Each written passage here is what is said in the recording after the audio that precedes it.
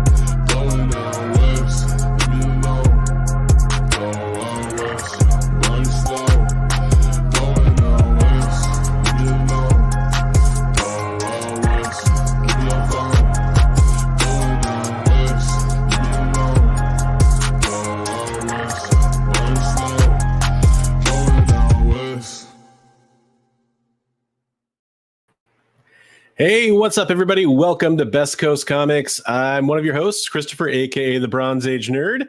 And this is your other host, Bigby McFly, the comic book guy. Hey. Hey, how's it going, everybody? Real quick, I want to make sure we address something I saw in chat because I want everybody to know this is a safe place for them to be. Psycho Phil asked, is tonight spoiler-free or do I need to watch later? And everybody, we're talking about Deadpool and Wolverine when we talk about that. There will be a small amount of Deadpool and Wolverine discussion with absolutely no spoilers. We're going to talk about box office stuff. We're going to talk about whether or not we liked the movie without conversation about anything to do with spoilers. So I want everybody to feel safe for that right out of the gate. That's important to know. So please, in chat, no spoilers. Even if you hear us bring up something where you're like, oh, that reminds me of something in the movie, don't talk about it in chat, please, because we don't want to spoil anybody. Let's be cool. Yeah. I hate that when that happens. I've had a couple times where I haven't been able to go see a movie, and I'm like, oh, please don't say anything. Yeah, I know people that are seeing it like Wednesday and Thursday this week. People work, people need to get childcare. Right.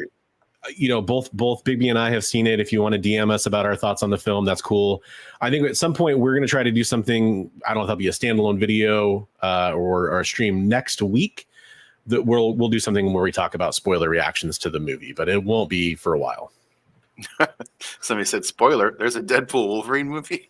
That's a pretty big spoiler. And since we are highlighting members of chat, let's go ahead and say hi to everybody in chat. We got GT Key Comic came in and left those early messages that we always love. It's hammer time. The band hammer is in full effect. Hey, Preston. We got Sycotron says LFG, which I'm so early in the YouTube stream, I won't say that, but let's freaking go. Let's put it that way. Let's effing go, right? Yeah, exactly. Yeah, Comic-Con recap. That's a huge part of the show. We got lots of news to talk about, and lots of fun stuff to talk about for sure. Recap of Despicable Me. Yeah. We're home. We're here. Are you home? Are you safe? I hope so. Alberto. And always want to say hi to what's on the comic rack as well. We got Jay Burns holding it down in the back room. So yeah, I think how I really wanted to start the show, except for I had to give that disclaimer, is just to see how your weekend was. Bigby, did you have a good weekend? I had a pretty good weekend. I got to go see Deadpool a second time with one of my good friends. Nice. But they really hammered me at work last week, so I was kind of, other than that, like I was really uncomfortable sitting in the seat even watching the movie. I was so sore, so I was kind of whimpering in my bed most of the weekend. Well, that's too bad. I mean, for those, we're on the West Coast. We're both in the Pacific Northwest, and it has been a very weird last couple of days of weather here. I've been loving it personally, but it's been very rainy, and I know everyone thinks it rains all the time in the Pacific Northwest, but it's actually pretty hot in the summer usually. and humid, and it is very humid right now, but not hot. Right. No, it was kind of nice. Actually, I got a kind of normal work day. Well, I mean, 8 hours instead of like 14. So there you go. There you go. Well, sweet. Yeah, I went and watched the UFC fight on Saturday with some friends, and then I went and watched the movie on Sunday with my wife, and we did kind of a date day, which was really fun. We went out and got some sushi afterwards and stuff. So nice. It was a very fun day. And I think our first bit of news, actually, we both kind of danced around. Like I said, don't worry, folks. There's zero spoilers involved here. But I'm going to go ahead and share our first bit of news. We may as well talk about that. Oh, actually, before I do that, I should mention that we do have a giveaway tonight. Oh, you should do that. Yeah, so I will hopefully remember which screen does this correctly. There we go. So all you got to do in chat, it's all lowercase, hashtag SDCC, since we're talking about San Diego Comic-Con. And there's some stuff in the news that we'll get to later that'll make you understand why we're doing a Fantastic Four graphic novel giveaway, but that's Authoritative Action FF trade paperback there that you get. That is a excellent donation by Bigby to our chat giveaway. All you got to do is do hashtag SDCC for a chance to win. You also have the Marvel Encyclopedia focusing on Spider-Man there. Gorgeous book. I'm sure it's sealed, so I haven't been able to paw through this one, but I'm sure pretty cool. It's like it's not stories. It's actually kind of like a handbook to everything Spider-Man. Nice. So, pretty cool.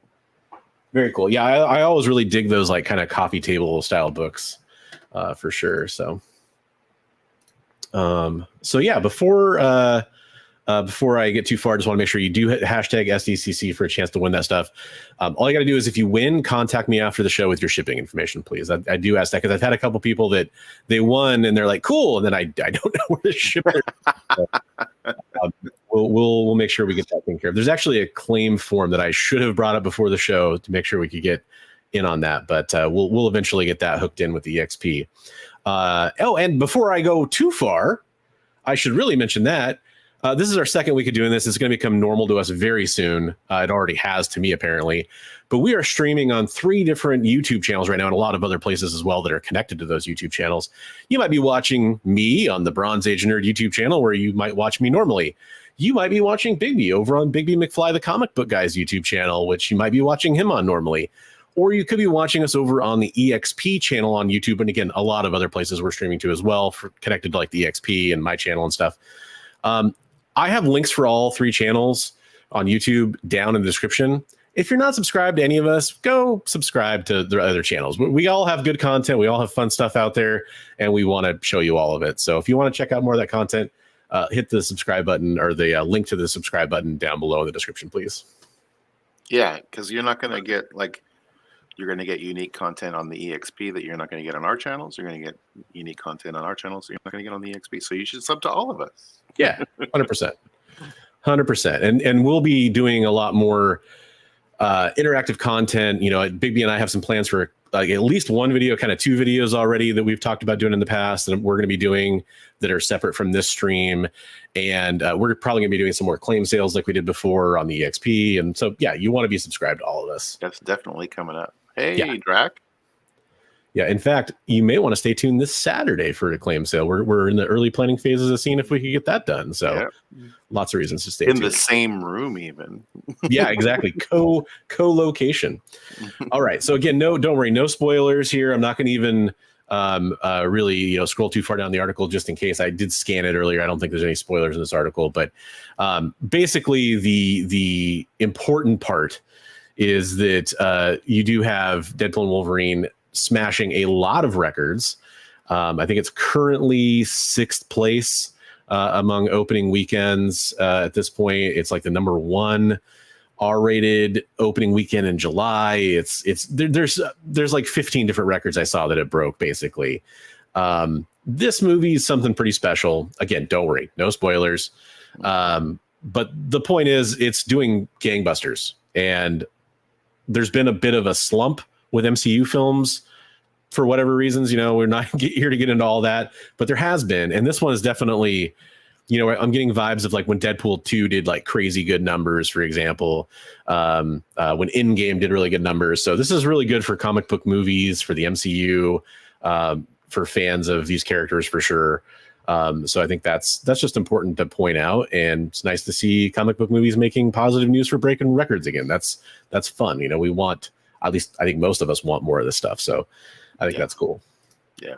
You said we were going to give our take. What was, did you enjoy?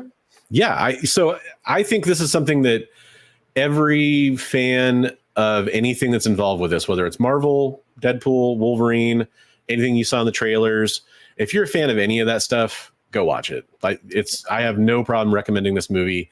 I've seen, you know, some reactions that were like, oh, it wasn't quite as good as I expected. That's like the worst reaction I've seen. And that's still a pretty good reaction, I think, for cinema today in the nerd culture sphere, basically. Yeah, I heard a couple of people say like, oh, I'm not sure that it lived up to the hype, but it was really good. So, I mean, for that's like the worst thing I've heard. And I'll say for me, it definitely lived up to the hype. Oh yeah, I was blown away. Yeah, so that's, you know, I think that it's definitely a lot more universally liked at this point, which is important. Yeah, it was super good. I mean, well, I saw it twice, so obviously, would I end up shucking out $40 to go 2 times, basically? And like Headless said here, hadn't seen it yet, but I was given all the spoilers without solicitation. Yeah. And boy, that is something that I shared something with Bigby the other day. I'm just frustrated at what I'm seeing, and you know, I made a couple posts right before the movie came out, like basically telling people to, you know, STFU about spoilers, and that's why, at least personally, I decided I didn't want to talk about it until it'd been out for, you know, anything to do with spoilers for at least a full week. Even then, I'll say it's behind, you know, full spoiler warnings, you know, all that stuff. But right. I don't want anybody getting spoiled. That was, like you said, we were like, what a dick move. Yeah, 100%. Like, there's people out there that just, you get blindsided, right? Well, they want the clicks. They want to be the first person to talk about it, and you know, there's ways to do that. There's ways to do that and still spoiler tag. Like, don't have your thumbnails or your leader image for your Instagram post or whatever be something that's a spoiler. You know, like, I don't know. I get it. You know, you're going to get more clicks that way, or more views, or more interactions from people being like, "What the hell?" But that's not the right way to do it. Theaters, like when I was there, like, I saw people taking video while I was sitting there. I'm like, oh wow, why aren't they monitoring that stuff anymore? It's just like, you know. Yeah. Well, and you know, it's kind of funny for me. I worked as a theater manager for a long time. Kind of, cell phones were definitely around, but live streaming video or like social media video posts weren't as common. So we didn't really have to worry about, we had to worry about people recording the movie. Right. And we caught that a few times. But yeah, it's really unfortunate that happens. And hopefully you've been, you know, spared for the most part out there. I do recommend seeing it early if you can. Just that, you know, that's the important takeaway is, you know, I made sure for in-game, for you know, the Star Wars movies when they came out, like especially being in the circles I am, I really try to prioritize seeing those films early, because it's the only way to avoid spoilers, unfortunately, or at least, you know, protect yourself. A ton of people jumping in. It was not an adult movie theater, Comic Tropes. Although on my last day there, as a prank, I did change the marquee over. And this, you know, in my youth, I kind of regret this now, but I did it late at night. I don't think any youth saw it, but I changed all the titles to the adult film version of those titles for all the movies that were playing, basically. Just to give you an example, and this is before I changed the title, one of those movies was a movie starring Goldie Hawn called The Banger Sisters. Oh, geez. And that's just the title of the movie. Like, that's just a regular movie that was released. Like Headbanger, they were like groupies, right? But that was an easy one. So,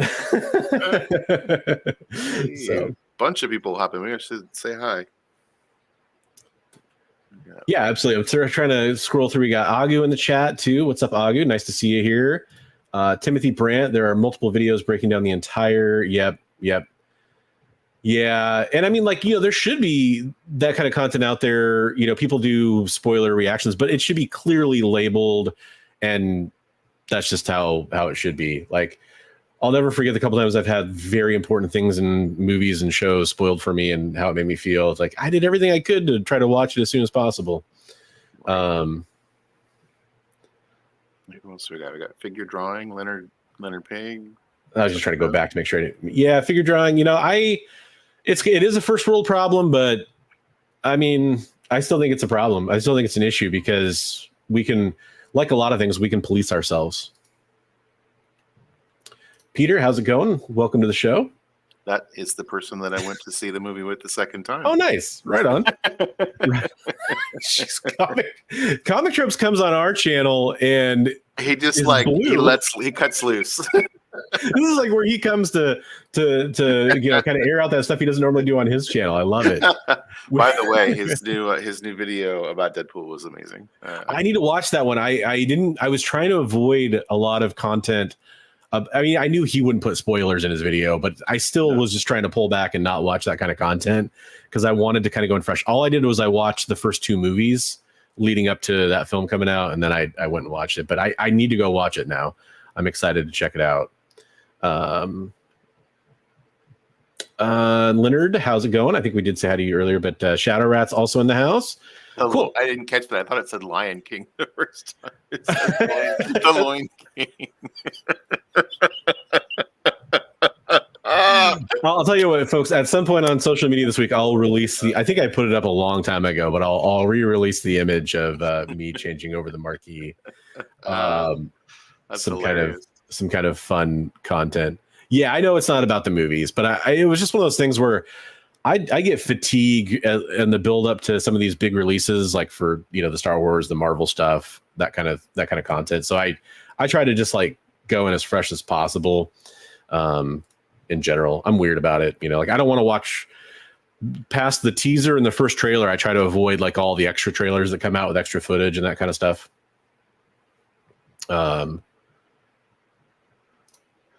Zero spoilers about the movie, but a character in the movie works at a parody of my actual job and is presented as being an underachiever. That hit close to home. I could see where that could be the case, man. Yeah, that is interesting.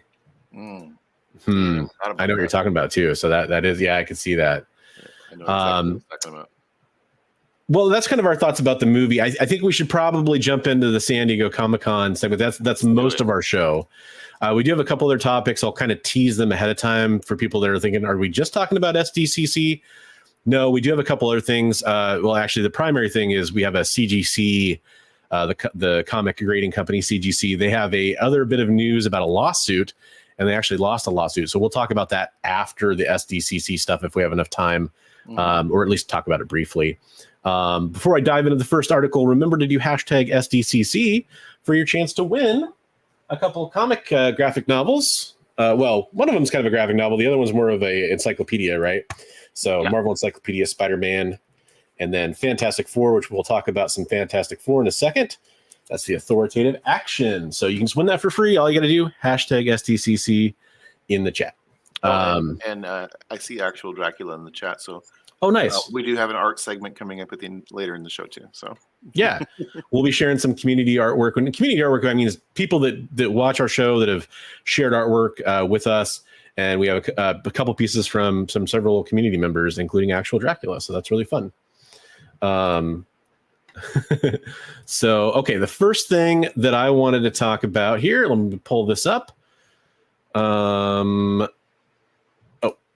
Ad blocker notification there, and let me present this for everybody so you can see what I'm seeing.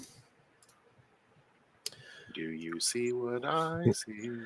And that is this one actually kind of caught me by surprise. I did not see a whole lot of DC stuff come out of Comic-Con. Maybe that was just me. I know Bigby shared something before the show we'll talk about in a minute with me that I'm glad he shared, but this was kind of the big DC news that I saw. Yeah, that was, I think, kind of the big. I didn't really see a lot of DC stuff. And when I say news, I have to use it kind of loosely because I mean, it is news. They did change their logo, but it obviously is a very, very, very retro logo. I've always loved that logo, though. Oh, It's yeah. so iconic. I wish Marvel would kind of go similar and go back to. I'm trying to scroll along the right here, make sure there's no spoilers. By the way, it's Variety, so I don't think they would necessarily. But yeah, basically they just. I saw James Gunn did like a little announcement video from SDCC, basically saying like, if you're a fan of DC, this is not going to be a surprising move to you, or you're not going to be surprised by this logo because it's going to look familiar. And yeah, it's very true. It's just an iconic logo. I'm so glad to see them go back to this. Yeah, there would. You know what? You're right, Alberto. The Penguin. They had a new trailer for the Penguin. They had a trailer for the new animated Creature Commandos. Is that the right title? Yeah, Creature Commandos. Creature Commandos, which is what you shared with me before the show. I haven't seen that trailer yet, and there was a trailer for something else too. But you know, no Superman trailer that I saw at least. Which kind of was the thing that I shared with you was the Jim Lee artwork for the new Creature Commando series. Oh, right on. Yeah, and it is a great logo. What's on the comic rack? I agree. Yeah, grew up with that logo, and I mean, it is slightly modernized, of course, but and I know people call that the bullet logo because it's like the end of where the firing pin hits on the bullet. Yeah, I think that's kind of the name I've heard for it before too. It's very much like that, and it's also the I guess the newsworthy bit, if there's anything to this other than just them changing their logo, is James Gunn was reiterating that this is kind of a way to help kind of unify comics, games, movies, and TV series and animation, kind of all under one logo. So, I think it's a pretty smart move. I think a lot of people want to see DC return to form, and maybe this is kind of a symbolic part of that. So I'm in favor of it. I think they're doing a good thing, like branding and trying to reestablish themselves in the market. Yeah. There was a Hellboy teaser, but I don't think that had anything to do with DC. And that actually came out a while ago. Maybe there was a new teaser that came out too? I think there was a new teaser. I have not had a chance to see that yet. I saw it pop up on my YouTube feed, but I haven't had a chance to watch it. I love it, but the animated version features 1938 Superman breaking a chain. I wonder if that's to help protect the rights as it enters public domain. That's true. Yeah, that's true, because they show, I think at the very end of the James Gunn clip I saw, they showed the animated version, and I didn't know if that was just a way to introduce it or if that was actually part of the animation. That's actually a good point. That could help defend the copyright and extend it. But I mean, at the same time, that's also kind of a smart move. Right. So the previous one was a few different iterations of them doing like a D and a C next to each other, with the C being like a page turning, kind of like turning in on itself. Swirl. Yeah. And they've done like 3 slightly modified versions of that, I feel like, since that was introduced. And Superman and Lois. Oh, okay. So there's a few TV things. I mean, I don't want to like say that's not newsworthy, because of course, it's news from Comic-Con, but I feel like Marvel and Hall H and all that, which we'll get to in a second here, just dominated the news cycle, I guess, is more my point. But thank you. I do appreciate you bringing up those other things that were brought up. That's important. Hey, we got Comic Collector Geek in the chat as well. What's up, Alan? How's it going? Speaking of Superman, logo coming out of stuff. I might be responsible for that. And we got Collector P, and I saw Brandon jumping here as well. Hey, folks, how's it going? Okay, so the next thing I want to talk about is something near and dear to my heart. Just update the web page that I'm sharing here so you folks can see how glorious this thing is. Glorious. pop up. You are visiting the Hasbro Pulse United States website. Thank you. Okay, thanks. I want to check out the G.I. Joe Classified Series Cobra Rattler Ground Attack Jet. I have always loved that toy. Oh, I loved the Rattler. Let's see if I can. Is that? Whoa, that was weird. Okay, there we go. It's a little bit better. There we go. Weasel's head or helmet comes off. Yeah, you get a couple different alternate heads for Wild Weasel. This is supreme. This is really cool as a fan. There are a few critiques I'll get to that I have for this campaign. I know a lot of other people do too.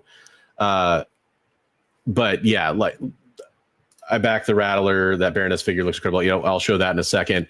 I skipped the Hiss tank, and I did get the Dragonfly. So and the Rattler is one of my favorite vehicles of all time. So I backed this thing right away. It'll go great with the Dragonfly, even though they're not, Sky Striker and Rattler are probably the better comparisons. But that's one of the best issues of G.I. Joe is that issue with Weasel and Baroness and Lady J and Ace. That whole issue is freaking amazing, and it's just aerial combat. I was just like blown away as a kid reading that issue. This thing is just insane. $324.99 here in the United States. We did hit the first unlock tier, which I'll show the picture. It's a little bit larger down below in a second. It's 11,000 backers, and we get some squadron patches. The next tier is a gunner figure that goes in the back gunner seat, or wherever you want. And then, like Comic Trips was saying, 18,000 backers, you're going to get the Baroness figure. So I'll show the larger pictures of that here. You do have electronics package, including a removable panel that has like electronics damage behind it. This to me is one of the coolest things about this, because the size is obviously a problem, right? Or a good thing, depending on how you look at it, right? This thing's basically like 3 feet, 34 inches long by 33 inches wide. But they added this feature where you can fold up the wings, not just fold up for vertical takeoff and landing, but actually fold the wings up. Like you kind of pop them out and then they swing up, which is kind of like what you would do like on an aircraft carrier for some vehicles anyway. So that's believable, and it'll make it a lot easier to store on shelves, or just to have around if you don't want to have it just dominating your shelf or wherever you're going to display this. And of course, it does have the vertical takeoff and landing. It has, I think, every feature the original toy had, like the panels that removed on the original toy remove on this. It has light up HUD in the cockpit. So cool. That's so cool. Yeah. In both in the gunner cockpit, you got Wild Weasel, tons and tons of armament, just like the original toy had, with some extra cool stuff there. There's the gunner compartment lit up. And then I want to show, these are some of the effects that come off there, which is really cool. I want to show the Baroness figure stand included, which the stand has storage in it, which is really nice. There we go. So there's the kind of other figures included as the bonus tiers.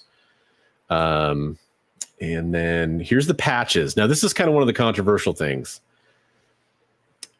People are pretty upset about this. The patches as the first unlock tier, I get it. It's pretty lackluster, and I hope there's been some discussion in the community. I hope this is a project where they end up adding some tiers, because I think this is getting fully funded through all 3 tiers at the rate it's going right now. Right. People are buying multiples because they're, I'll say awesome and I'll say crazy, but either way, they're army builders. Yeah, exactly. There's the Baroness figure, which is freaking sweet. They had like a sweet pick with all 3 of the figs like standing. She had all her gear on. Oh, there we go. That's pretty cool. There's that picture, and then her in the cockpit. Somebody pointed out on a forum I'm on, which is, it's a really good, like if you zoom in on this, the costume underneath that is probably going to be recolored to be a first appearance G.I. Joe issue 1 Baroness costume with like the lighter blue, because it has some of the same costume detailing under that vest. play the video just because I think we've kind of seen most of what there is to see here, but it is a very, very cool thing. That's awesome. That's really cool.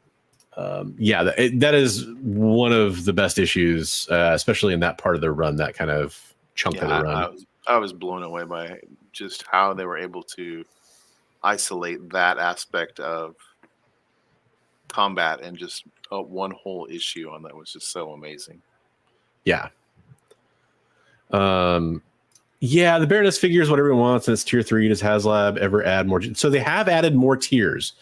It has happened with one of the Transformers campaigns that somebody was discussing. I'm taking their word for it. I'm sure they're right. And because I love Transformers, but I don't follow like the high-end Transformers toys. So they have done it before, and I think they did it for one other campaign, but I can't recall what it was. So I could see them doing it. And I think, the Baroness is and it makes sense. You want your last stretch goal to be something really cool to encourage people to go for that unlock tier. But that first tier, like the first tier should have been the figure. And then the second tier, I don't know, you could throw the patches in with something. I don't think it necessarily has to be another figure.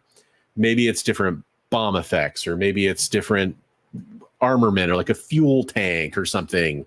I don't know. But it's just one of those things where I think the patches themselves are cool, but I just don't see it being a draw for me. Throwing like a reprint or like a new cover art kind of reprint of that. I think that's issue 34 or something like that of the comic series. Throwing something like that coming down on the tank. I think the one I'm thinking of, maybe I have the wrong cover in mind, but the one I'm thinking of is the one with Lady J and Ace in the cover and the Rattlers coming in below him. Okay, that's the issue that I'm talking about. But the first appearance of the Rattler is it's coming down on the. I can't think of the name of the tank. Is it a Mobat? Mobat, yeah, it's Mobat. It's like issue 20 something. Gotcha. Okay. But yeah, it's a very cool thing for those of us that are lucky enough to have the kind of income to spend on that kind of stuff. It's pretty cool. And then hey, it is a backer campaign thing, right? So one thing that I'll do real fast is we need to take a little ad break. I mentioned earlier we are streaming on the EXP, which is a partner channel. I used to be over there doing Devil's Advocates. This show has taken that time slot. I'm here with Bigby now, and we're all together. It's awesome. But one of the things that happens on the EXP is we show advertisements for future programs that are coming up for comic book advertisers they have. So I'm going to run that first ad right now, and we'll see you back in a couple minutes. We'll talk about more San Diego Comic-Con news. So stay tuned, everybody.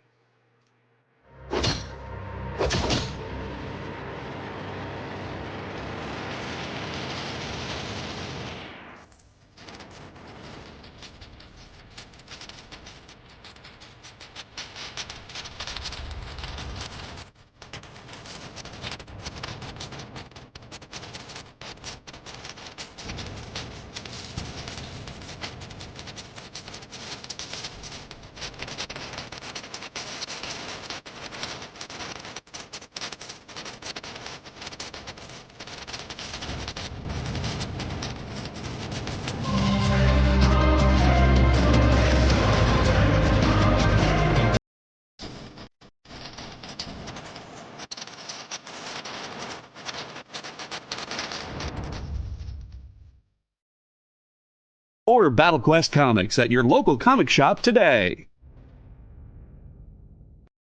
According to a statistic that I just made up, people spend 4 hours a day changing the television channel. People who watch The Experience don't do that. Save yourself a ton of time by tuning into The Experience and enjoying our new original programming 7 days a week. And then tell your friends. Think about the money they could save on batteries in the remote alone, just by tuning into The Experience. Find out more by scanning the QR code below.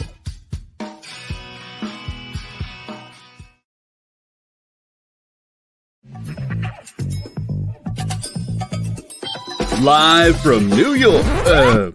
What? Oh, sorry. Live from Cleveland? It's Friday night? It's Friday Night Live! with Nancy McCann and Ricky. And sometimes Carlos. And featuring boxes and boxes of rare comics. Unique collectibles. Lots of smiles and conversations with new friends. Friday Night Live with Comics Unlimited. Friday night from 9 to 11 on The Experience.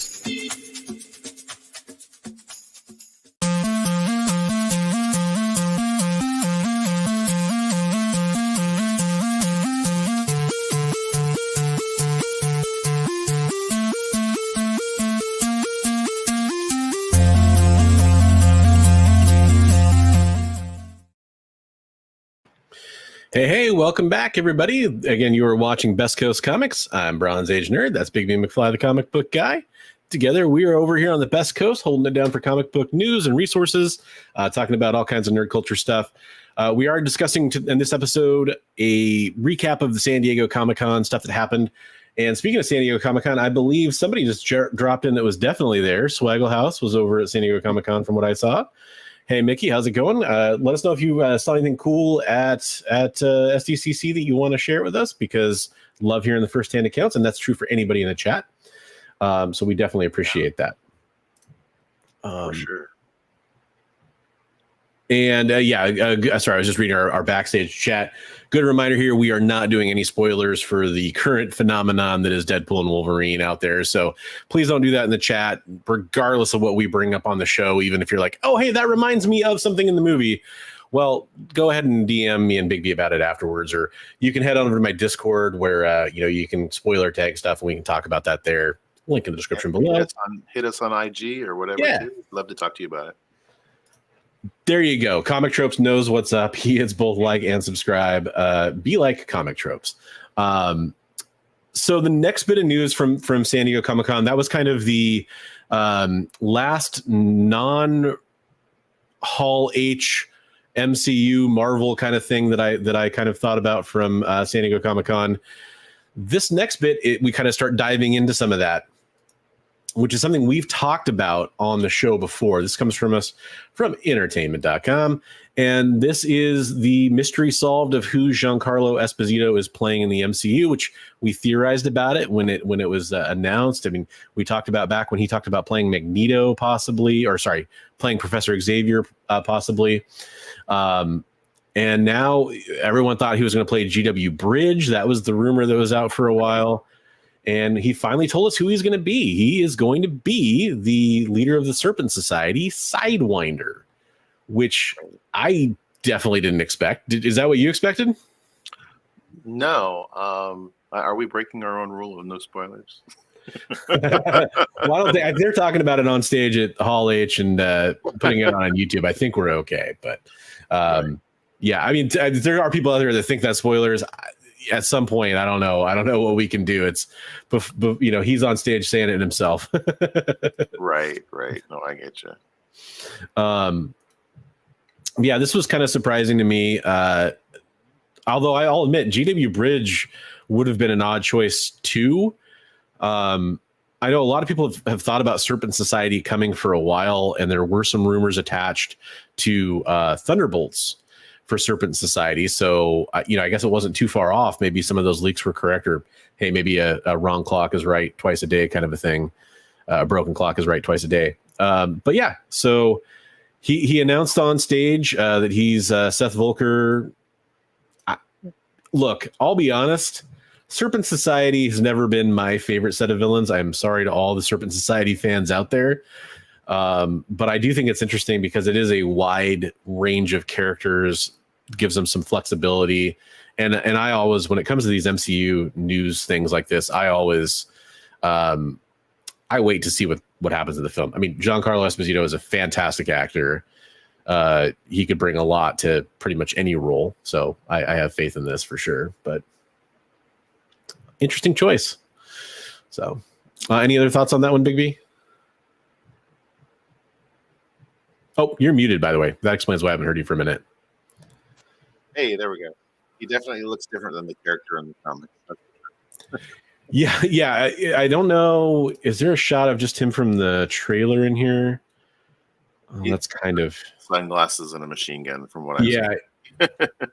Yeah, I didn't. There's like one prominent shot of him in the trailer where he's just wearing like a leather coat, and he's got an AR-15 or something like that, and that's pretty much badass. Yeah, I don't. That's the thing, is I definitely don't think they'll probably try to stay close to his power set, I would think.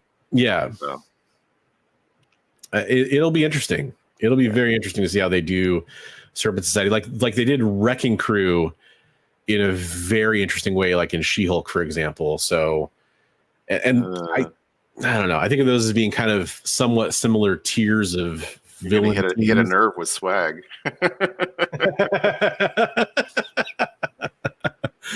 Is that one of his like favorite teams or something? And he didn't like how they did it.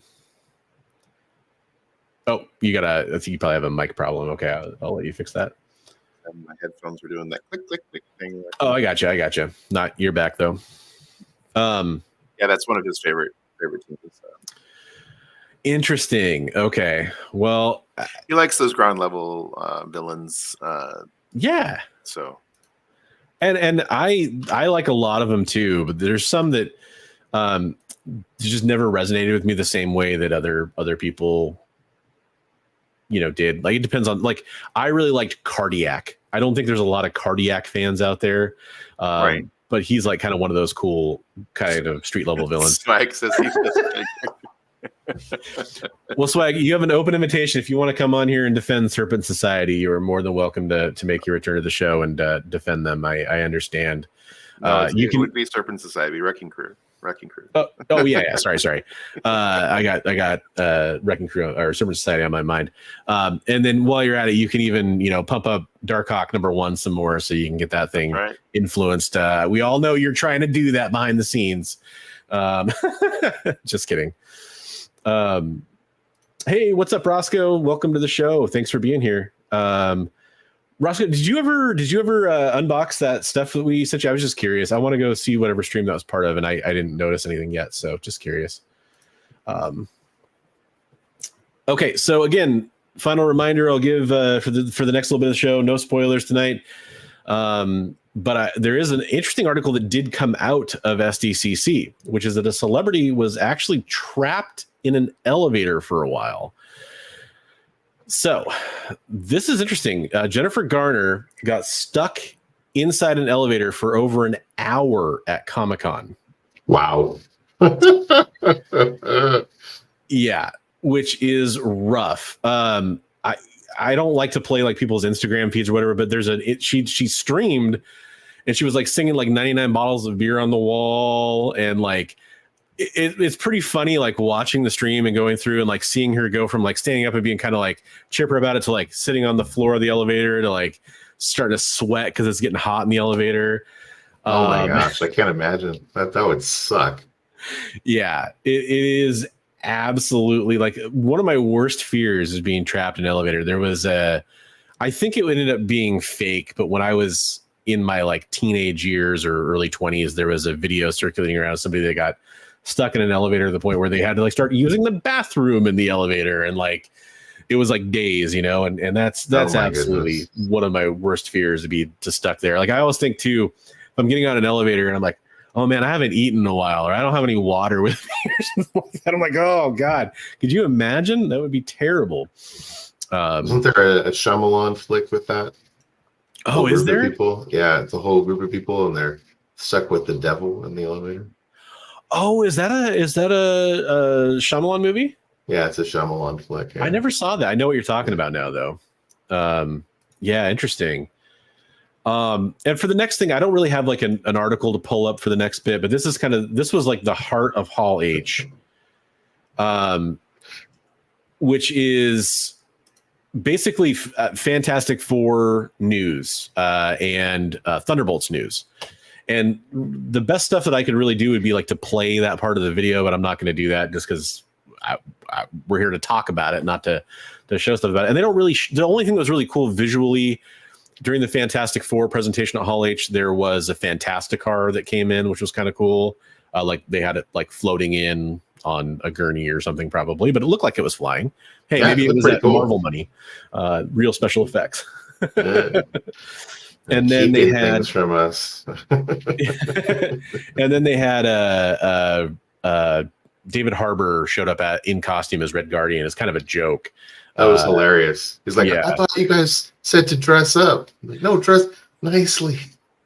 And then he like shows up on the panel like in his regular clothes a few minutes later. But we can talk about what they discussed on the stage, which, you know, there's no spoilers there unless you think that kind of stuff is spoilers. And for Fantastic Four, which to me was kind of the meatier presentation, although we didn't really get a whole lot of detail about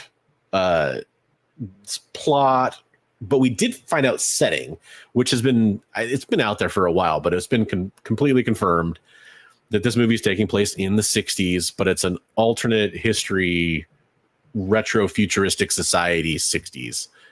Right. Which is cool. Yeah.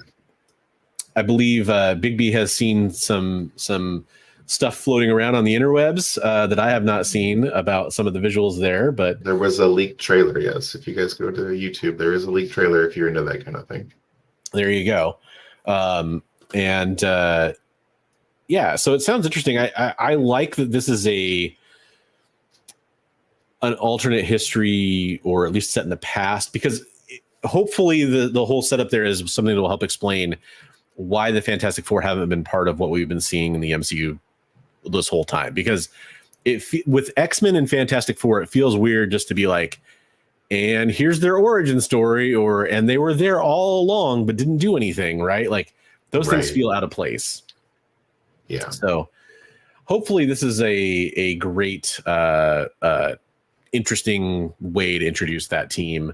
I think we're going to see Secret Wars as a way to kind of meld everything together. Totally. After, because Marvel sold off all those different rights back in the day to try to bail themselves out of the trouble they were in. So, yeah. And we'll definitely get to a little bit of that here with the main next news that everyone's talking about, which is not a surprise for most people probably. But yeah, I will say the cast, at least they seem to be expressing a lot of chemistry, or admitting that they were finding themselves having a lot of good chemistry, which is important. They looked like they were really gelling pretty well in the trailer. So yeah, that's cool. They seem to be, saying it was a fun experience. A couple of the actors were talking about source material, talking to other actors inside the MCU for advice, that kind of stuff. Very cool. I'm happy to see that. I'm excited we need Fantastic Four. We need X-Men. The world's not complete without them. So right. Absolutely. Yeah. I hope they don't go too far into the origin story, because we've seen it now in how many movies? Yeah. Origin story has definitely been done. Right. And I think MCU has a pretty good track record of that, though. Like Homecoming, I think, is a really good origin story without telling the origin story for Spider-Man, for example. Right. And I think that they've had a good track record with that, for characters that we've seen that origin for. And I mean, with Fantastic Four, I mean, this is like what, the fourth iteration? Fourth iteration, yeah. We didn't get to see the Corman one, right? But I mean, yeah, we did, but we didn't. Right, not officially, but it's out there. Right. Another thing you can find on the YouTube. Yeah. Yep. And that one doesn't get taken down. No, it's actually on there legit. So yeah, it's not great, but it's on there. And it's not great, but it's actually better if you just watch it and you think about when that came out. Yeah, it actually isn't that bad for that time period. Right. Yeah. It takes itself seriously when it should. Right. The special effects and the budget are like the things you can complain about, which are understandable. But then again, a lot of stuff that came out around that time wasn't that high budget anyway.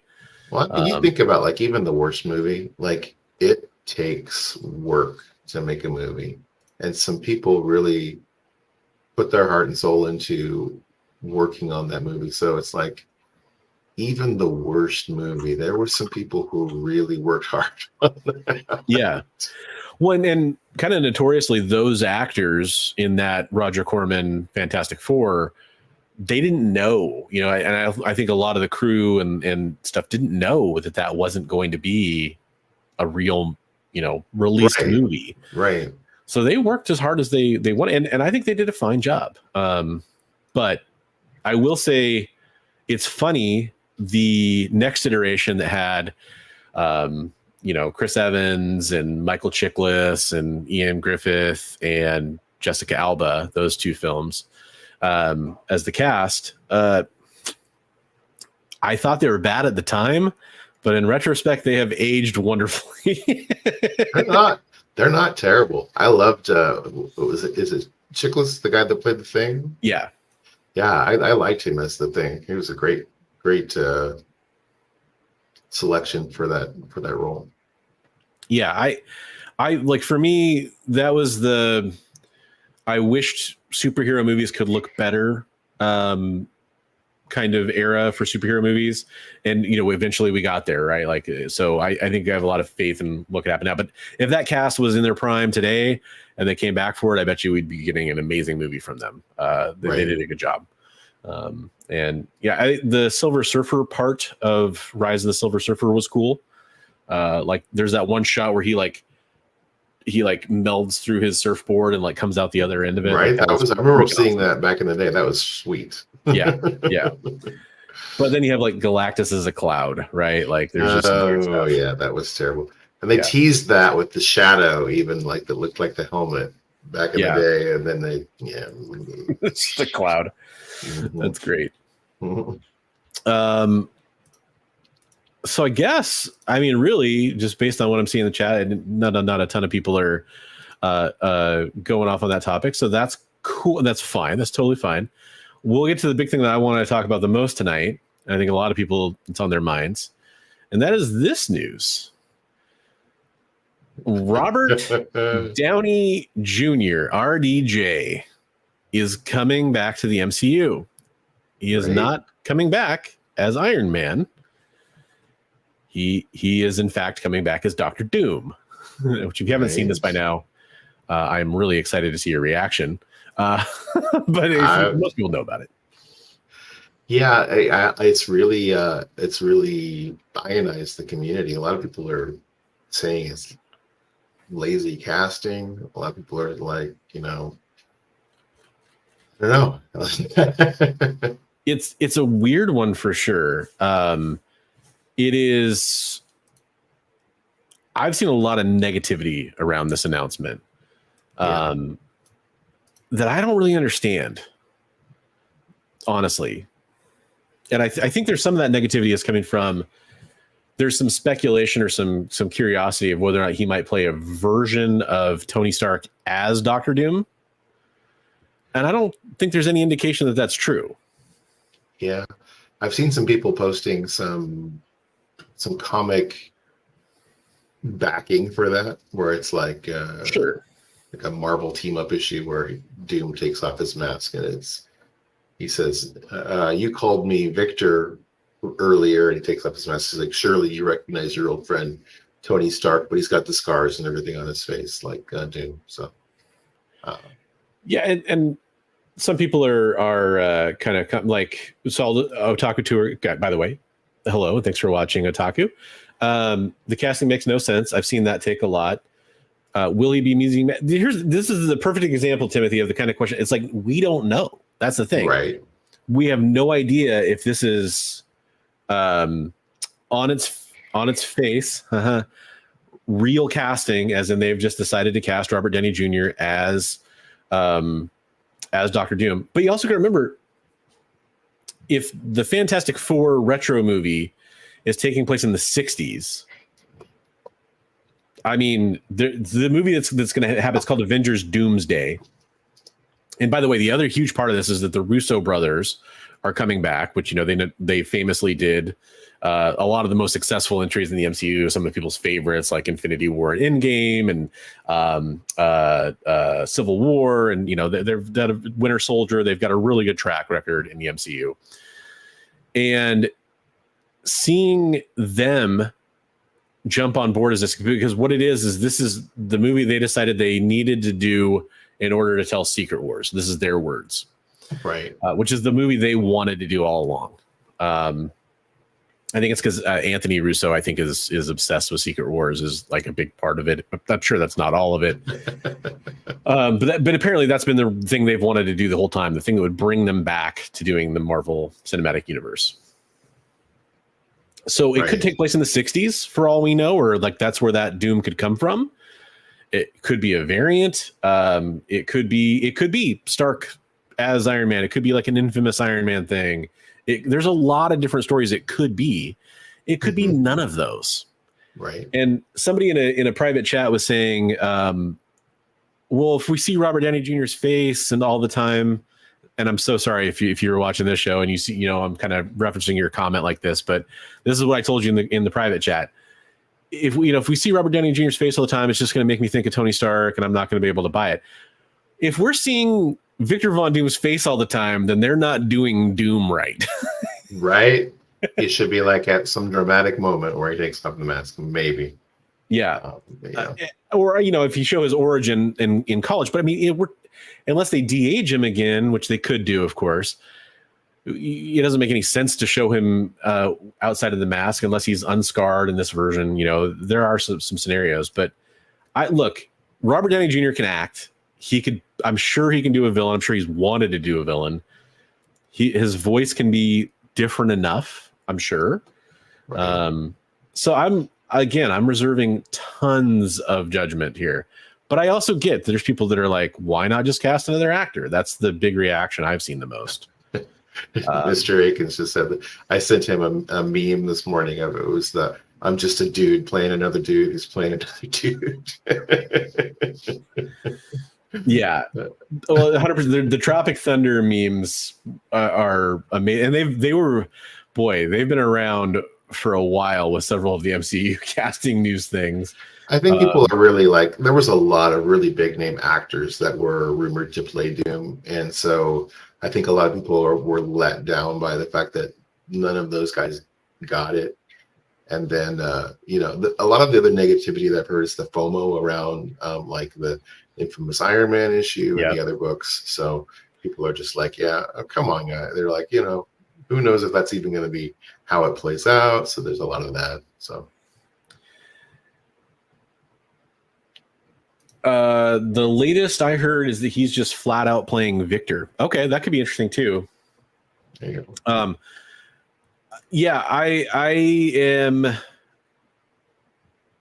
I am definitely like, I'm with anybody that has concerns about something like this. Like, I get it. But I also, part of me is just like, it's Robert Downey Jr. coming back to the MCU with the Russo brothers. I think that buys a little faith from me, at least, that there's going to be a good reason here. Red Chair's comment there. I think that's my friend Marcus. Okay, nice. But yeah, it's a story that they tell. Let's reserve judgment. I mean, he is a great actor, and I think that let's see what they do with it. Well, and Comic Tropes brings up a good point here too. He's a great actor that you trust, but you don't want the MCU to rush Doctor Doom. He's their best villain, and I mean that's what I heard on Hall H. Is he's the most important, in the Russo brothers' words. He's the most important character in Marvel Cinematic Universe at this point, is how they're viewing it. Right. That's where my trust comes from. I totally get that it's not popular with everybody, and it should be concerning. It should raise some alarm bells as far as casting goes. I don't want to see, I'm the guy who didn't want to see Hugh Jackman play Wolverine for a bunch of more films, for example. I've been saying that for a long time. I was okay. I was okay with this movie, and I'm sure there'll be other ways that they can bring back other actors and stuff that is respectful to those characters. But I don't want to see people, I definitely don't want to see Tony Stark back. Well, that's been rumored. That's been rumored for Secret Wars. It'd be interesting if we had RDJ Tony Stark fighting RDJ Doctor Doom.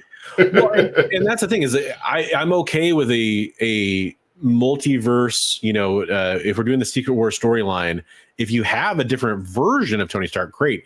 What I don't want is after the merging for it to be like, and Tony Stark's back. Right.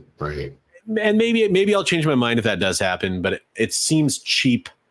It's kind of like comic book deaths. When you bring him back, it cheapens the impact of the death, right? Right. And I think that's kind of maybe what we're rubbing up against as movie fans and comic book fans is I don't know. I want to respect the sanctity of an on-screen death.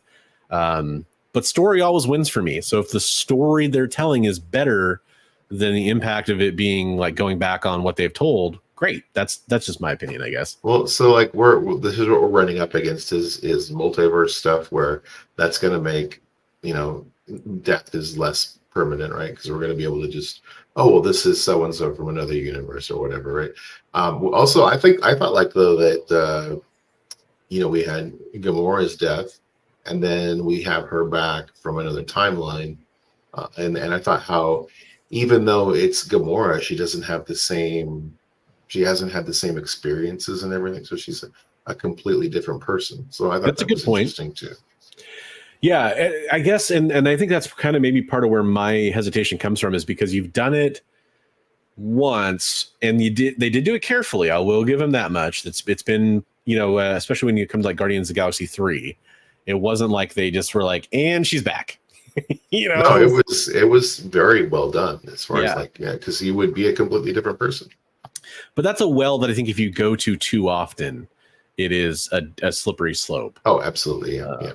But Secret Wars definitely gives Marvel, anybody who's read the comics for Secret Wars, it gives them a chance to course correct some things or to kind of, massively change the direction that things could head afterwards in terms of who plays who and all that kind of stuff.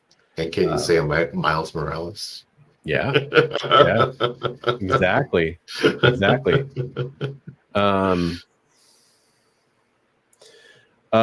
So there's a couple questions in chat that I cannot wait to get to. Before I do that, though, we do need to take our second ad break. So we're going to show that series of ads real fast. I see some awesome comments in chat that I promise we will get to after the ad break. So please stay tuned so I can highlight those excellent comments and we can talk about them. Here we go. We'll see you in about 2 minutes.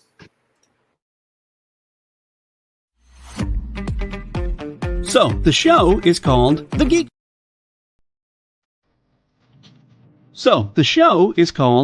Chat. And really, there's just a couple of geeks. I'm Rich. I'm Dez. And we are your hosts for this weekly guide into comic bookery and all the geeky stuff that goes with it. And that pretty much says it all. They talk about the latest movies and shows. Okay, I'll be completely honest with you. Overall, D+ movie. So the end. You know who that is? That's She-Ra. Yeah. Yes. The new #1 comics of the week. We rep Samuel Jackson and we rep Mace Windu. I passed on this. I was like, no regrets. No regrets. I really wanted to like this book. I really did. Like I really did. And just chat with each other and with you. Oh, Daniel says I dozed off with the first one. I have zero interest in the Joker Harley ship, not Harley herself. Enjoy, not for me. Yeah, this movie's gonna be rough for me to sit through, I'll be honest. The Geek Chat, Thursdays at 8 p.m. Eastern. Just a couple of honest geeks. Let's be honest. Come on. And that is why people watch us, because we're honest. Giving their honest opinions. And the thing you always have to remember about the internet is everyone has an opinion, and they all suck. Part of the experience.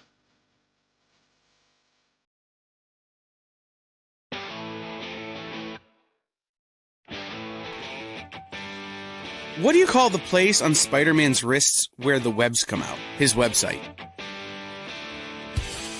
I hate myself for writing that joke, but you'd make me feel so much better if you just visited our website. We have links to our merch, new release lists, all the show info, and so much more. TheEXPLive.com.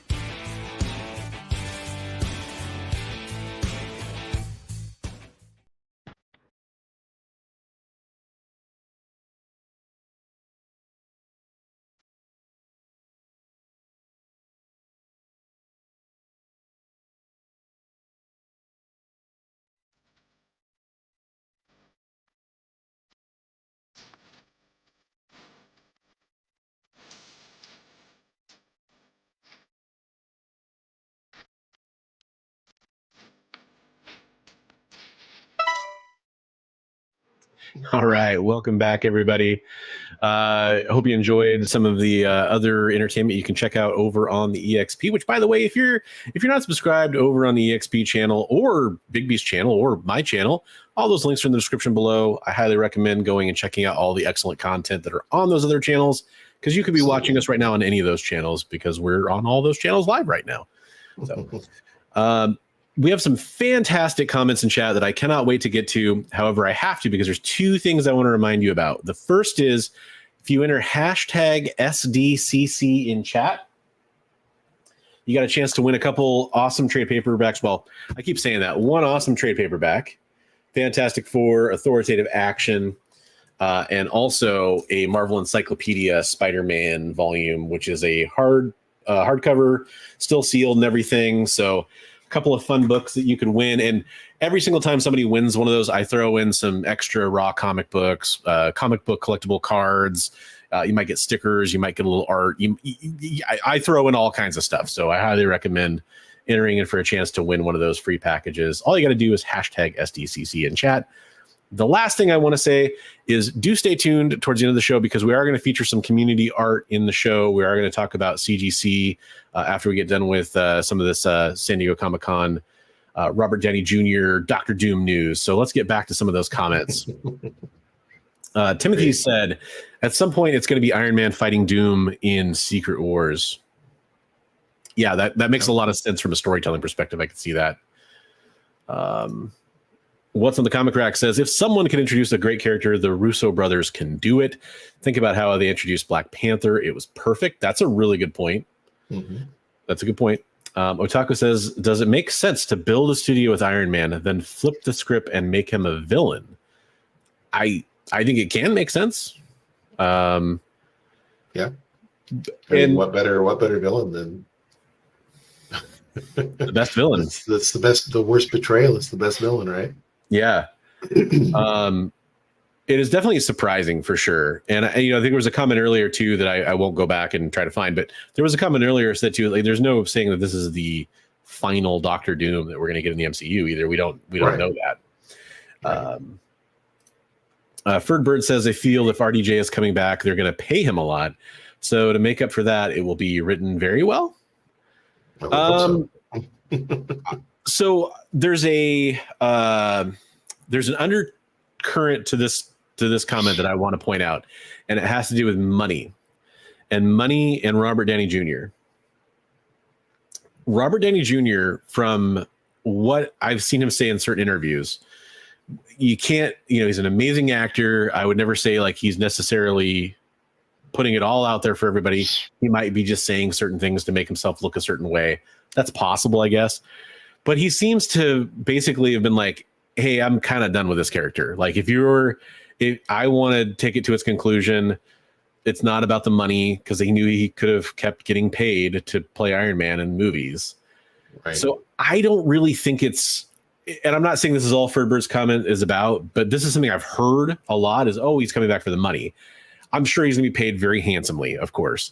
But I think as an actor, he's excited about playing something different than Iron Man, because he doesn't want to be known as Iron Man forever. That was a big part of what he revealed when he talked about playing Iron Man. Right.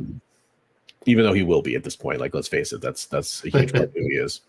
He's going to be pigeonholed, I guess. Do you think that even though the next Avengers is Doomsday, that it could still use Kang? Maybe that does still make sense now that I mull it over. What do you think, Bigby?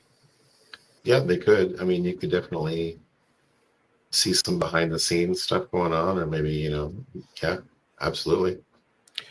Yeah, the Kang stuff is it's in disarray on its own right now with the Jonathan Majors. That's an easy recast. I could see that's where we get Tony Stark, Iron Man from another timeline. Kang bringing him in, Tony Stark as Doom. So could be. Yeah, there's probably one of two things will happen. From what I see, is either they just completely drop the Kang thing, which I think the wheels are so far in motion, I don't see that happening, but I guess it's possible. Or they have to change actors and probably change direction somewhat. I don't think Kang was popular enough for them to like put all their eggs in that basket and keep going with it.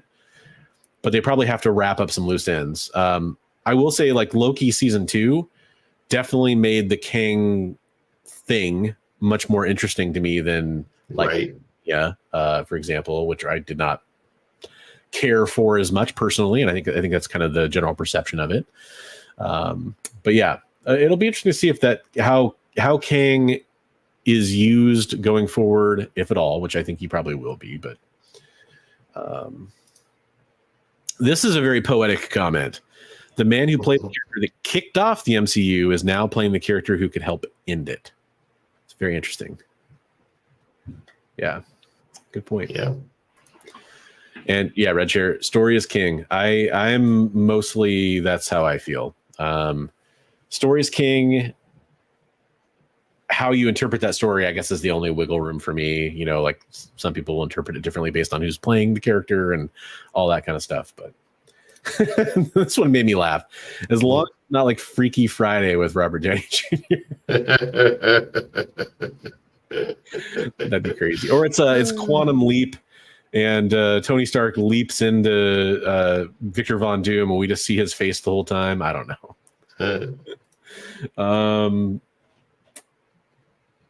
Yeah, like Leonard's talking about Michael B. Jordan was Human Torch, then Killmonger. Yeah, but like Jay was saying, those are different like cinematic universes, basically. Miles' introduction is definitely, I think we're coming up to it. I think there's going to be some kind of introduction for Miles soon. Yeah, for sure. Well, the writing's on the wall with the Secret Wars thing, but we'll see. Nick Barucci says, any Dynamite news? Well, as a matter of fact, yes, there was actually some Dynamite news. Absolutely. Yeah, we should definitely cover some of the Dynamite news here. There was, I guess for me, I didn't even necessarily think of it because so much of it broke before SDCC. But yeah, we should cover some of the big news they had as well here in a little bit. Thanks to everybody dropping the SDCCs in the chat. Yeah. McFeely coming back to write Avengers is huge. Yeah, that's a good point too. That's a good point, right? There was some comments about writing earlier, and writing is extremely important. And story, yeah, absolutely. 100%. Downey needs a new challenge. Actors get bored. I think that's a huge part of it, really. I really do. Yeah, you got a good point there too. There is some ancestral origin of Kang kind of stuff that can come into play. I got to give Leonard props on his Legion flight ring there. On what? His Legion flight ring. Is that what that is? Yeah. Oh, that's cool. It's kind of small on my screen, so that's awesome. And hoping the next leap is at least one person out there is with me on the Quantum Leap reference, and I appreciate that, Jay. I got your Leap restaurant reference. That is awesome. So yeah, I think in general, I understand this news has been, I guess to me, more surprisingly derisive in the community than I expected. Like I kind of expected to be kind of universally like, "Whoa, what the hell? That's cool." Very polarizing. Yeah, it has been very polarizing, and that surprised me to some extent. But I actually really appreciate everybody in chat sharing their concerns and criticisms, because it's been more pointed than some of the stuff I've seen online, which kind of just, I almost saw like the South Park rabble crowd kind of, like pitchforks, like you all have made some really good comments and some really good points. And I really do appreciate you expressing those, because it helps me understand, where you're coming from. And I understand the concern. I guess to me, the fact that I have the Russo brothers doing 2 new movies, that's exciting. That's extremely exciting to me. I'm excited about the FF. I guess we didn't really react to Thunderbolts that much. I'm not as excited for Thunderbolts based on what I've seen. I think it looks pretty cool. I've heard the trailer was dropped there too, but I haven't seen anything. I saw a text breakdown of the trailer, which sounded pretty cool, actually. So. Okay. Yeah, it's just one of those things where I'm such a fan of the original Thunderbolts story and team, right? That it seems like it's a play on the concept of that. And maybe there's an extremely close storyline that I never read later in the Thunderbolts runs or something. But it just seems like every time I see the Thunderbolts cast, I think more like Dark Avengers than I do Thunderbolts. Kind of, yeah, I could see that. I wouldn't be surprised to see Zemo involved in the Thunderbolts stuff that's going on. And so, we could get a fairly close, not entirely accurate Thunderbolts, but fairly close. So, only takes a couple little tweaks to make it more close to what happened. Yeah, that's true. I don't know. I guess I'm just not as enthusiastic about that one, but it's also, I guess, was part of the trajectory of how the MCU was heading before some of the news and some of the recent stuff that's come out. And I'm more excited about that in general now. So if that falls in line, with where that's been going, then great. I really like Yelena. I liked her in Black Widow. I think she was probably the highlight of Black Widow, which I just rewatched recently, and it just refreshed me that she's an amazing part of that movie. She was great in Hawkeye too. She was probably one of the high points of Hawkeye. Yeah, good point. And we'll get to see some of it come together. I know everyone's excited about Sentry. So I guess there is some things to be excited about, but it feels a little strange. And it does make me wonder, it's not a secret because he's in the trailer for Captain America Brave New World, but Red Hulk, I wonder if they've been holding back that, Red Hulk was a part of the Thunderbolts at some point. So maybe there's some kind of, carryover that'll happen there. Maybe that's who they're going to fight or something. Who knows? Right. So did you see that weird little tidbit of news about way back in Scary Movie 2? They had Leslie Nielsen was playing the president, and they were showing different people who had been president, and Harrison Ford had just been in Air Force One, so his painting was on the wall behind Leslie Nielsen. And in the trailer, Harrison Ford is playing the president, and they have a painting of Leslie Nielsen on the wall in the background.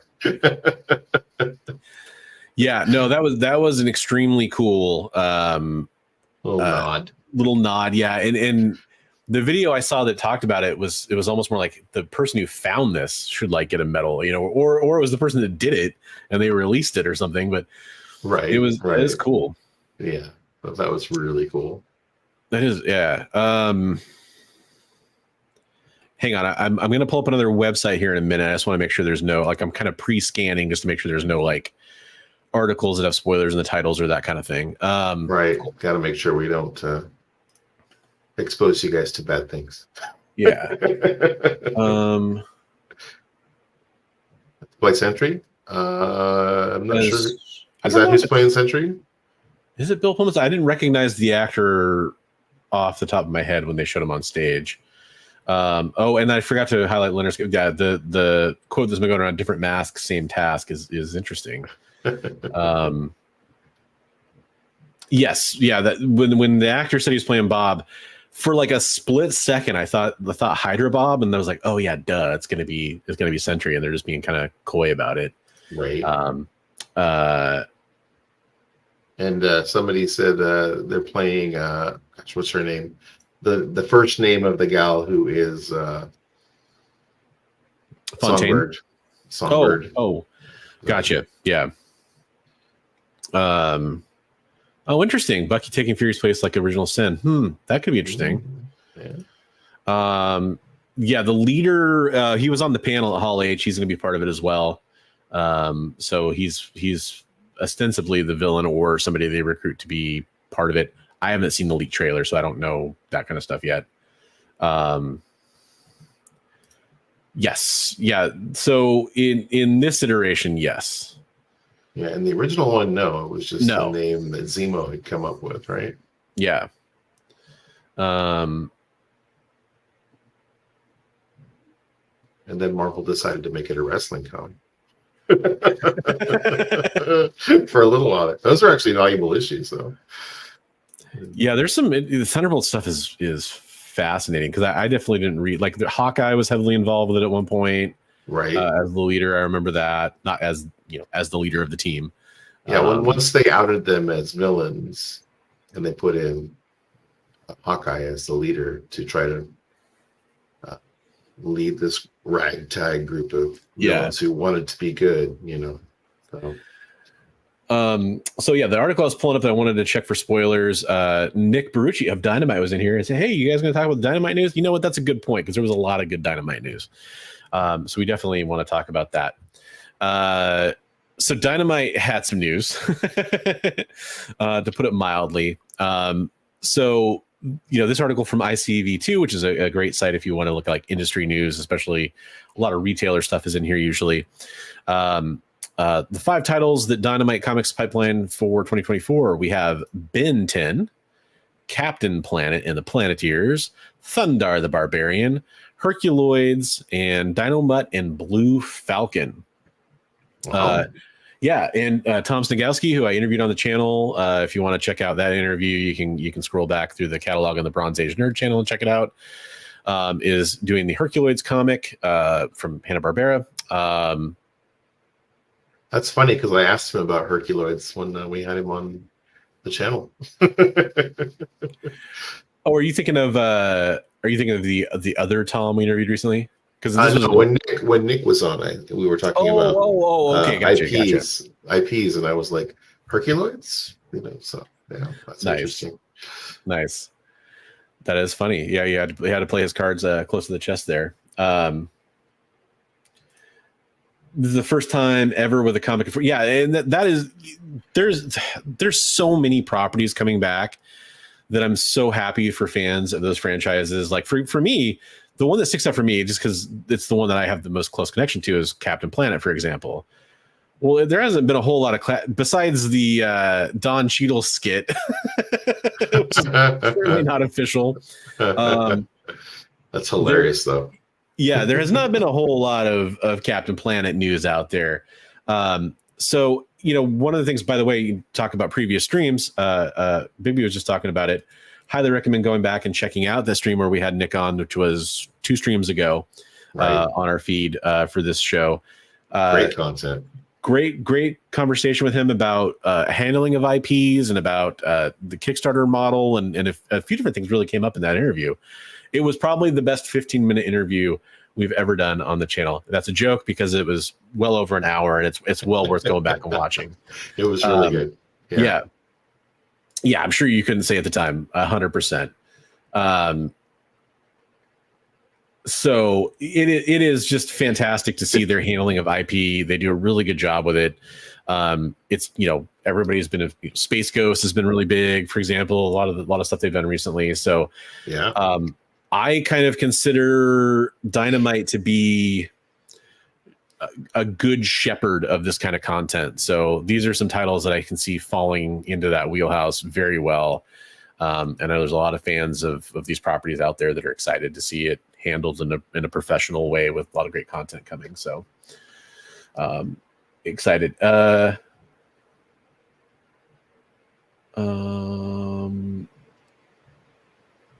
And Kyle Allen, Anders, Revenstad, Sean Gunn, and DuckTales. So yeah, definitely a lot of stuff coming out. I think at the time we were talking about the Darkwing Duck, for example. That's also another IP they've got on their wheelhouse now too. So a lot of the Disney stuff. If you're a fan of anything in the 80s or 90s, there's going to be stuff out there that you're definitely going to love. And, that's the other big one, Terminator from Declan Shelby. That was another exciting one too. Very cool. Talk about there's some great Terminator comics out there. Having more out there is going to be awesome. Always excited to see stuff from Declan Shelby. So, yeah, I saw the stuff about the Boys prequel, the Rise of Bot. I didn't realize that was SDCC news, but I was excited to hear about that. Yeah, so. Yeah, and it's just my bad because for some reason I think I saw most of the stuff break slightly before SDCC, and just so much has happened since then. Gail Simone, James Bond. There we go. Ooh, that's cool. Yeah. Yeah, no, she's definitely doing some interesting stuff these days, and it was some X-Men stuff too. So excited to see more from her. That's cool. Yeah, you guys, there was just so much. You guys are killing it over there. So keep it up. We definitely want. See, already got one coming in there, claiming a DuckTales 1 cover. That's awesome. Yeah, way overdue for a Terminator reboot, especially with comics, and in general. I mean, since Terminator: The Sarah Connor Chronicles is kind of the last time I was able to enjoy some Terminator content, so I'm ready for some more. Bond series is really killer. Ooh,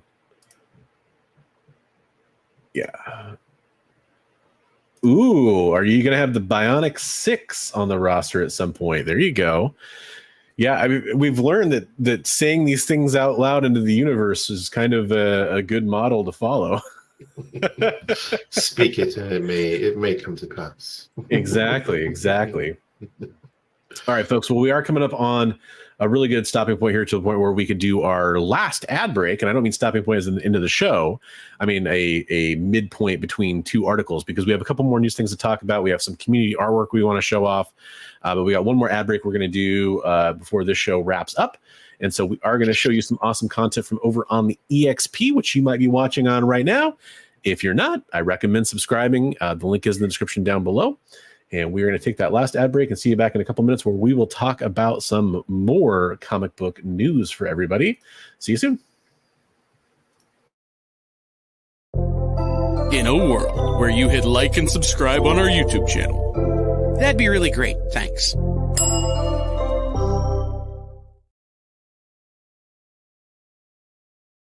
Imagine being at a convention and going to an interview panel that's just for you. No bustling crowds, no hours-long lines, just you, the moderator, and your favorite comic book creators. Well, this is pretty much that. Miss Jen sits down every week with two comic book creators for a live stream interview about their latest work, and you can ask them whatever you want. It's Talking Shop, Mondays at 5 Eastern on The Experience, Comic Culture and Sales.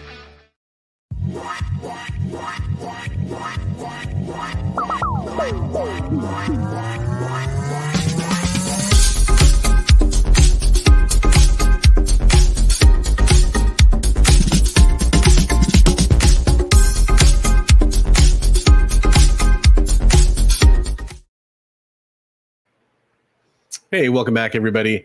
It's Christopher, aka the Bronze Age Nerd, and Bigby McFly, the comic book guy. You're watching Best Coast Comics. We are recapping the news from the week. We kind of wrapped up the last major SDCC news. We do have a couple. Oh, got one more recommendation for you, Nick. Silverhawks. Ooh, good one. Not recommendation, a suggestion. Putting it out there. Please. Yeah, exactly. Hydra Sam says, I hope Amanda Dibert is heading DuckTales. That would be a very cool thing to see. For sure. Very appropriate. So the last big bit of news before we get to our giveaway winner, which, by the way, hashtag SDCC in chat if you want to win that comic book giveaway. And the last bit of big news. Ooh. Love it. Wink. Yeah, the winky face says so much. So I should just message Nick like a wish list of my favorite properties from like the last 30 years that see if he can work some magic. An elderly biker gang. It's like, oh wow, that you can go a lot of places with that one. That's awesome. So our last big article concerns CGC, which CGC and being in the news cycle go together like ham and cheese. Yeah, unfortunately. So here's the situation. There is at least one weird point in this article that I definitely want to bring up too. But I'm going to see if I can enhance that a little bit to make it a little bit readable for mobile screens. CGC loses defamation case. They are hit with $10 million in damages. This is some very inside legal baseball kind of stuff to a certain extent. This has to do a lot with defamation, and you could almost say like libel could kind of be included in part of that. Basically, the deal here, it has to do with Matt Nelson. By the way, Matt Nelson is somebody I've conversed with. At some point, I'm going to try to get him on the show here because we've had those kind of conversations, but things keep happening where I didn't necessarily want to bring him on in the middle of it. But this actually involves Matt Nelson directly. Oh. So, yeah. Well, I mean, I guess kind of technically indirectly. So the plaintiffs are Matt and Emily Myers of IGB. And IGB is part of a group called Investment Grade Books.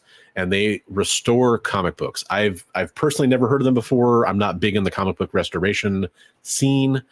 By the way, this article is from clicked.com, by the way, or I think it actually might be collect.com. I'm so sorry. But this has to do with Matt Nelson speaking up. Make sure I get to the right part of the article here. The Myers sent their restored comic books to CGC for grading, according to testimony in the case. Lead CGC grader Matt Nelson, they call it Matthew Nelson, publicly questioned in the online forum. I think that refers to the CGC forums themselves, but I'm not 100% sure, and that could be a factor here. He questioned how far IGB had gone in its restorations by asserting fraud, the lawsuit claimed. And again, they won the initial judgment on this lawsuit. The Myers believe their submissions received subpar grades and they filed for defamation. The couple also asserted that their company had lost future business due to the questions of fraud. So CGC asserted that Nelson spoke for himself and not the company. Just worth pointing that out. The jury disagreed and they ruled in Myers' favor.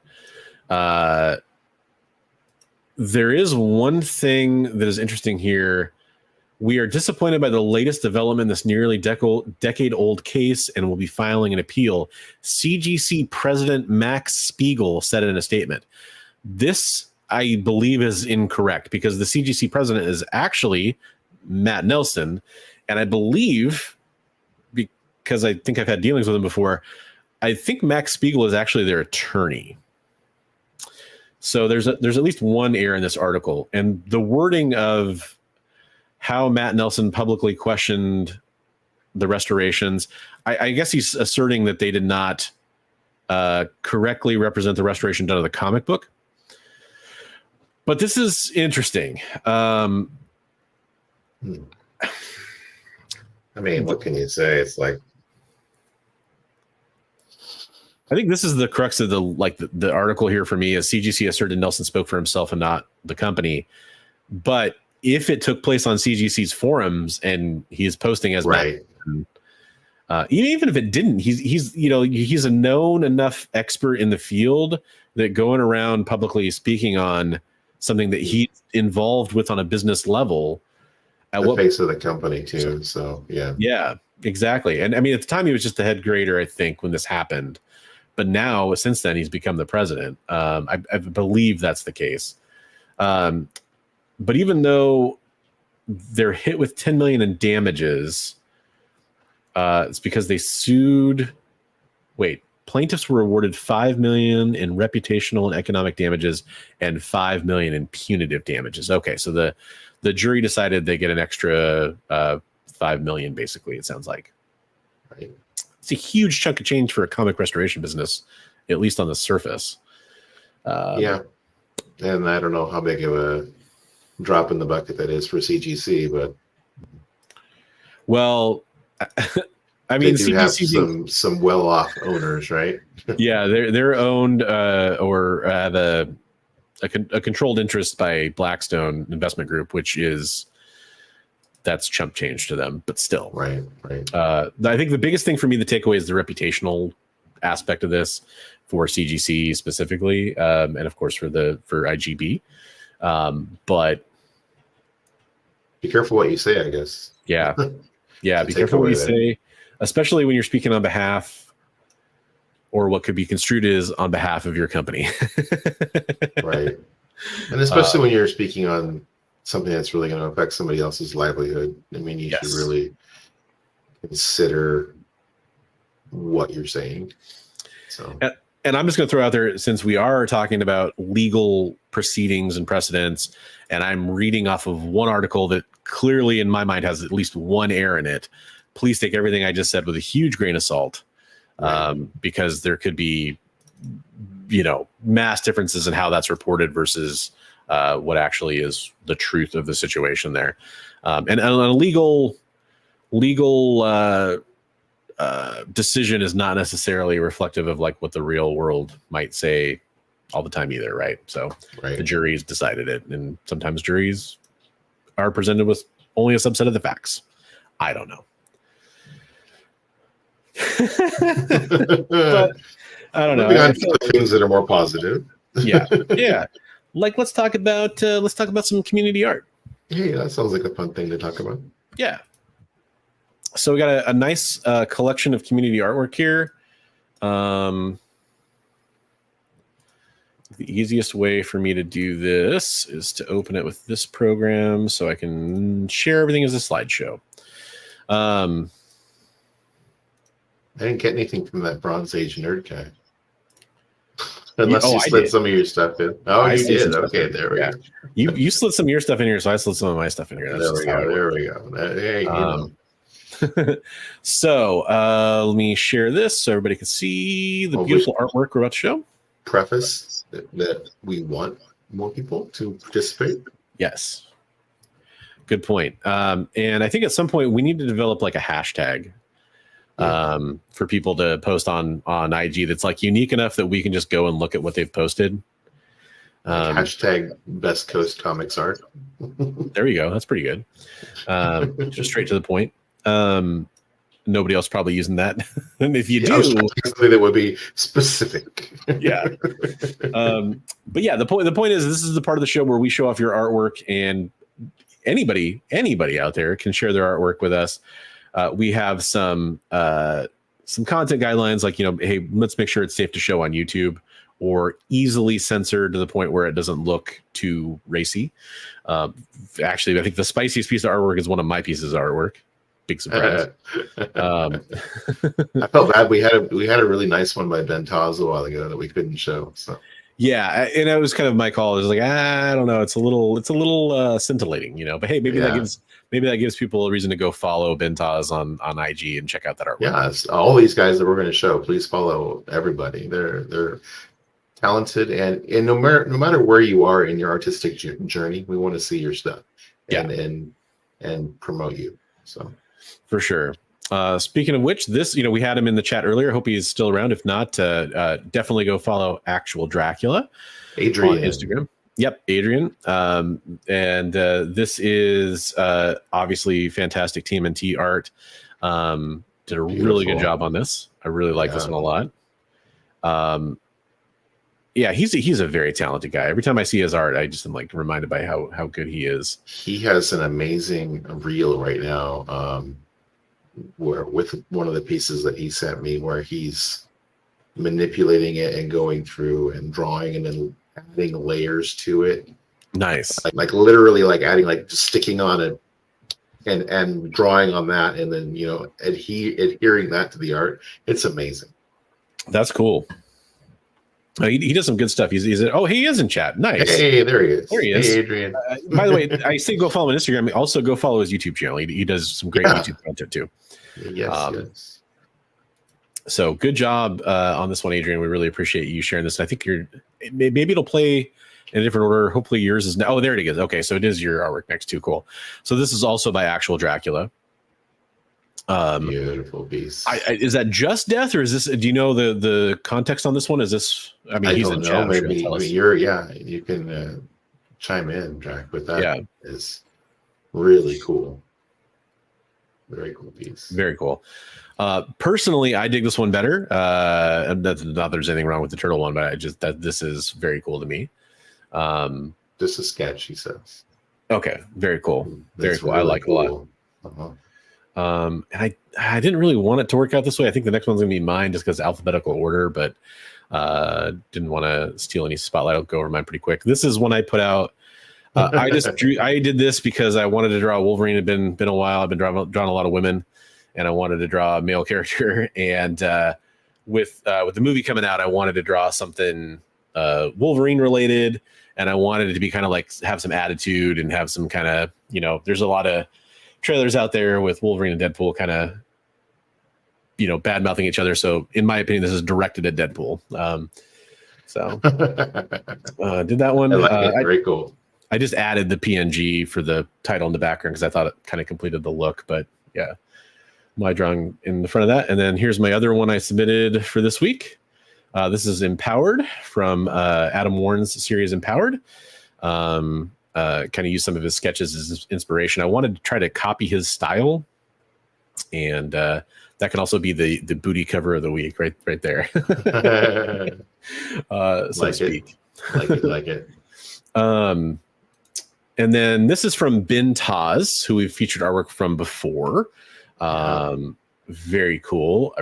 So every time I've seen Ben's art, it's just been from you showing it to me because algorithms are broken.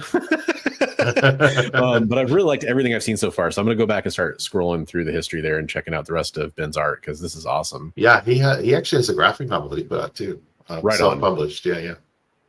That's very cool. Very cool. I love that. That's a really nice piece. Yeah. And then this was Ben's other piece for this week.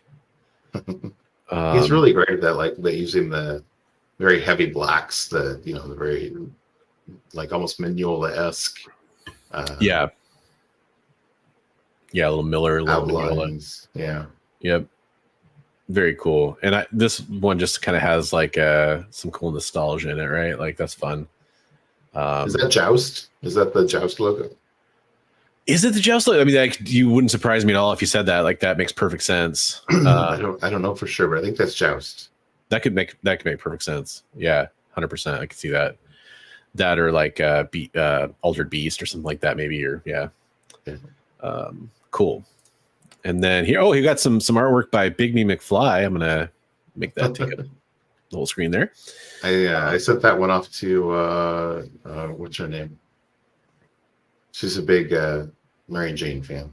So. Jackpot Comics. Yeah, nice.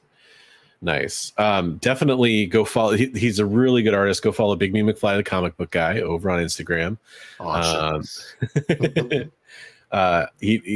I definitely love your art, man. You do a great job, and I'm always impressed by your stuff. Like at some point, we got to show off your Batman panels you did, the consecutive panels. Oh, that would be fun. Yeah. I did those as like an animated little short movie too. It was kind of fun. Kind of zoom in on this a little bit. Do you want to tell everyone about this piece? This is pretty cool too. It was part of a mashup idea I did on Roscoe's channel. It was Golden Age mashup. So I was doing sci-fi and robots and zombies. And so we kind of got almost even like the ship from Futurama there. We got Bender, but Bender was originally a Golden Age, inspired by a Golden Age cover. So that was what inspired me to put it in my Golden Age mashup. It's very cool. Very cool. I really like this. Did you, I can't remember, did you take this any further, like with colors or anything? Not yet. I'm planning on going further with it. Nice. I mean, you can kind of see in the background. I've sketched in Saturn in the background up there, and some stuff going on. So, right on.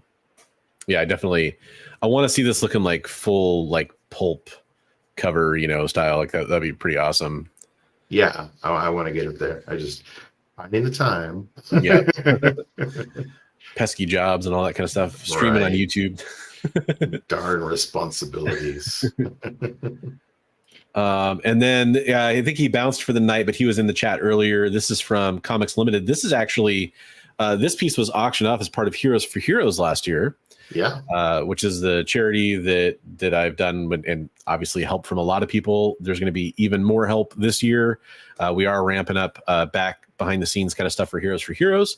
It's going to be taking place on Veterans Day. But this is a piece that was auctioned off on that stream from Trav over at Comics Limited. And he paired it with, he gave me some, like a first appearance of Spider-Boy and another Spider-Boy comic. I can't remember off the top of my head. But this was a full 11x17 piece that he did. That was really cool. So I appreciate him. He's amazing at doing like the full blown, like everything from the pencils to the inks to the colors. He's really good. Yeah. Yeah. And he showed me when he was blocking this out. I met up with him at a comic book shop in Vancouver, and he showed me like some of the blocking originally he was doing for this, and I was very cool to see this one finished, this Iron Man piece. Mm-hmm. That's really neat. So yeah, he does a really good job. I definitely enjoy seeing his artwork too. And then speaking of Roscoe. Roscoe. Wow. Dude, so good. He does such a good job. Donald Venom Duck. It's so cool. It is really cool. It is really cool. Man, Roscoe, if you're amazing. If you're still in here, good job, dude. That's awesome. And then this is Roscoe's other submission. Speaking of, boy, we had some DuckTales talk in the chat earlier. We had some Terminator talk in the chat earlier. And maybe some Johnny Bravo. We got some Johnny Bravo going on over there. Exactly. So I love that though. Johnny Bravo as the Terminator. It's awesome. And for some reason, when I see those two characters together now, I almost kind of get like a They Live, even though I know that's not what it's based on, but there's almost kind of like just something of, the glasses and the face reveal kind of thing. I'm all out of bubble gum. I love it. I played Duke Nukem when I was a kid, the original game, and he says that line in the game, and I didn't know what it was from at the time until later on, but that's so cool. Right. So if you want to have your artwork featured on Best Coast Comics, we want to feature it. So make sure you hit up.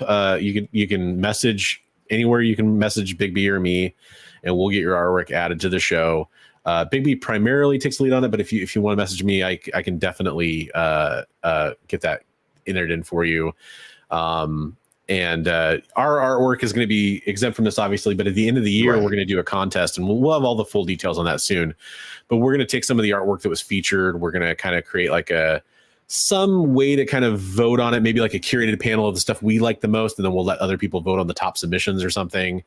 And we'll do a little prize package for the winning artist at the end of the year. Might have a sketch from us in it. Might have some comic books. We'll throw together something cool for the winner of that. So even Trav volunteered to do something as well. So nice. So yeah, you'll get a really cool package, or at least we think it's cool. Cool in our estimation. Yeah, and this, the whole point of this, in case you're wondering why the heck we're doing this, the whole point was we want to try to be positive. We want to celebrate. Like Comic Collector Geek was in here earlier. He did a Kickstarter earlier this year, and we want to support stuff like that. We had Swaggle House Comics was in here earlier, and we talked about his Kickstarter that he had up for Sanity, for example. And that's the kind of stuff we want to highlight, not just within the community, but hey, the community that we interact with, we really want to build everybody up. So we just want to encourage people like to grow and enjoy doing artwork and just experiment with that kind of stuff. So yeah, absolutely. We behind the scenes, Bigby and I were both kind of talking about art and sharing it with each other. We're talking about the positivity it brought us, and we just thought, hey, let's bring that to the show. So yeah, for sure. Speaking of positivity, should we give away some comics? Hey, let's do that. I think that's Nice. Something people have been looking forward to. Yeah. So we're doing a little bit different this week and probably from now on. I did the multiple prize package thing, but we're probably going to make it more of a curated kind of experience. I got a couple books to give you. Fantastic Four, Authoritative Actions. I think Authoritative Action, and then the Marvel Spider-Man Encyclopedia. Those are, you're at least going to get those. Trust me, you're going to get more in your mailer when it comes to you. Bayou Shade asks, will you be doing Heroes for Heroes or any auction soon? So Heroes for Heroes will take place in November for Veterans Day. There's a lot of groundwork. I'm talking to artists right now to get art collected for it. And I'm trying to build something called the Coalition. So if you have anything you want to donate for that auction that would help kind of raise money to prevent veteran suicides, absolutely get in touch with us. That'll take place in November. There is most likely, I'd say it's like 95% sure that we'll have some kind of a claim sale this Saturday with Bigby and I probably streaming from the same location, doing some great books. So there will be that coming up soon. So if you're interested in that, definitely follow. For sure. And so I'll give everybody like 20 seconds, which should be just about enough with lag. So type this into chat right now. Hashtag SDCC for your chance to win the prize package. Again, I throw in all kinds of stuff. I don't guarantee that I'll throw in a sketch. I've thrown in sketches and remarks and stuff like that before. I've thrown in stickers, comic books, cards, just try to show you guys some love. Use Band-Aids. Yep, use Band-Aids. Bloody needles. No, none of that stuff. Beard hairs occasionally make it in. That's just the hazard of shipping around tape with beard hairs. I love it. All right. So I saw one or two more comments. So I'm going to give it just maybe about 5 more seconds just to make sure everybody had a chance to get it in there. I don't want anybody to miss out. For sure. But we appreciate Michael. I hadn't highlighted a comment from you earlier, so I appreciate that. And a couple, hey, good. We got another entry in there, so that's awesome. Or I think maybe it already in there because it didn't go up, so that's good. Hey, it's good to make sure you did it. All right, my buddy Pete. Yeah, it's awesome. Okay, so here we're gonna do the drawing. Good luck, everybody, on the giveaway. And drum roll. The winner is Shadow Rat. Shadow Rat is our big winner. Congratulations, Shadow Rat. Very excited for you to get the win on that one. Hey, hit me up with your shipping information. I know I had it at one point, but I always appreciate that. Oh yeah, but congratulations, man. Oh, thank you for watching. Yeah, I appreciate all you guys for watching. Yeah, when you hit me up with your shipping information, let me know a couple of your favorite characters so I can kind of throw in some stuff that's related to some of your favorite characters. That always helps out. I really appreciate that. And we'll get that mailed off to you. I'll be the first to admit I don't ship these out extremely quickly. So sometimes it might be a week or two, but I do get them out. Patience. Yeah, congratulations to Shadow Rat. Thanks to everybody else who entered and watched the show tonight. Next week we will have another stream. This is our weekly show. So next week at 8 p.m. Pacific time, or 11 if you're over on the East Coast, we'll be doing another show for Best Coast Comics. Who knows what the topic's gonna be? We've had some guest mentions that may come on. Probably by Wednesday, we'll have a topic announced for that you'll be able to kind of check out, and we'll see what's happening. At least one lead topic, right? Yeah, exactly. And then any of the news that comes out between now and next Monday, we'll make sure to cover, as long as it's something that we would normally cover. But hey, I'm excited. SDCC. Oh, I said it's funny. We were down to the wire, like sending each other. Oh, what about this? What about this? This news happened. Hey, here. Yeah, well, it was a busy week. Like we missed a couple of things because it was so busy. Right. It was a lot going on, and I'm excited. One comment I saw and I totally agreed with. I didn't really get a chance to say this. It was cool to see Hall H presentation be a thing at San Diego Comic-Con again. Like that was fun. That was just fun to see. Hey, can you pull up that Jim Lee? I sent it to you in the show thing. That Jim Lee. Is it on the Discord? Yeah. Okay. It was pretty I cool. saw it The as well. artwork was amazing. What? Why is it making me log in again? Because it loves you. Yeah, because it loves me. One second. Well, it's on Instagram, so it might be kind of okay. All right. Hang on. Let me get rid of all my notifications. So the ending of is it Weird War Tales? Mm-hmm. The ending of Weird War Tales, the creature commandos are sentenced to die, and instead of dying, their leader sends them off into space. So that was the logo. It's the other one. They sent you two different posts. Oh. Yeah. So that's the logo one. Golly. I sent you two. There it is. I'm sorry. It's okay. So it looks like it's going to take place in space. Which I thought was really cool. And the artwork is just awesome. It shows it all the way from sketch to finish. So, jeez, boy, and this is something we'll probably talk about next week. I would say that's probably that art right there probably worth like $50,000 probably. Yeah, it's just amazing. It's beautiful artwork. So. But my point is that there was some stuff that came out about Jim Lee's commission saying we should probably talk about that a little bit. Oh yeah. His what he's charging. I'm going to be at Terrificon. I'll get to see that firsthand. There you go. So it kind of goes backwards. Okay. Yeah. So all the way from sketch. Yeah. There he is. All right. That's cool. There he is. From sketch all the way to finished. But,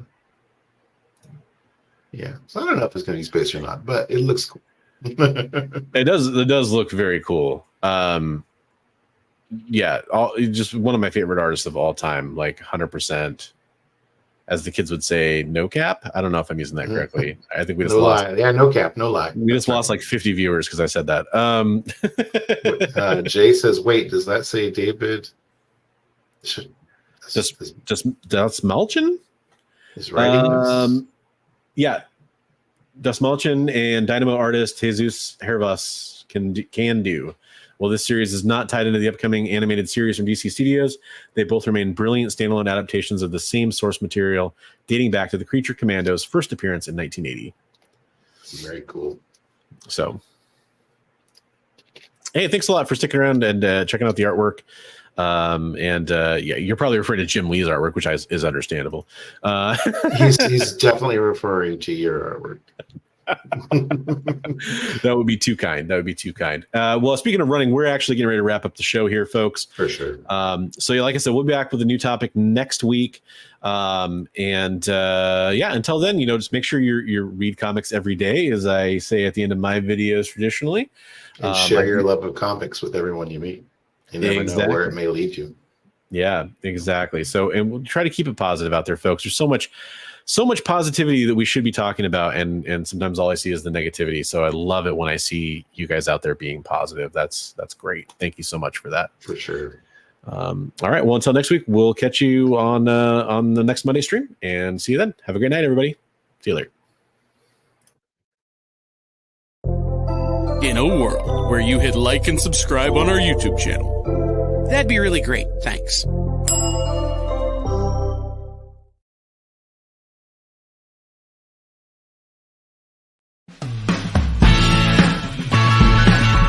Join the party. Head over to our Linktree to find all the links for everywhere the experience is all the time.